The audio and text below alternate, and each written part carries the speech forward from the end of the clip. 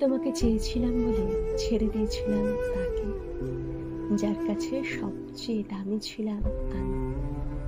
তোমার হৃদয়ে একটু জায়গা পাওয়ার আশায় তুচ্ছ ভেবেছিলাম, যার হৃদয়ে আমার জন্য বাসস্থানের অভাব ছিল না। তোমার বুকে মাথা রেখে সুখের ঘুমের আশায় সহস্র দিন কাটিয়েছিলাম আমার শুভাকাঙ্ক্ষীর বুকে। তোমাকে নিজের করে পাওয়ার জন্য অচেনা হয়েছিলাম যার কাছে, আমি ছিলাম তার প্রাণের চেয়েও প্রিয়। তোমার একমাত্র ভালোবাসা হওয়ার লোভে তাকেই অবমাননা করেছি, যার আকাশ জুড়ে ছিলাম আমি একমাত্র নক্ষত্র। তোমার সাথে ঘর বাঁধবো বলে আমি তার ঘরে ফাটল ধরিয়েছি, যে ঘরে আমি হতাম রাজলক্ষ্মী।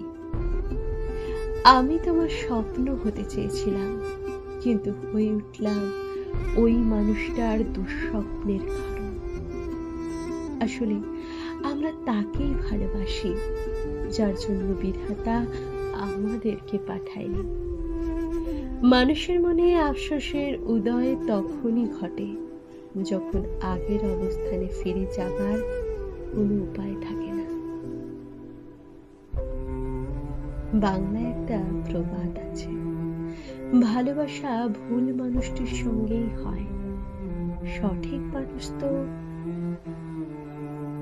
শুধুমাত্র আফসোসের কারণ রয়।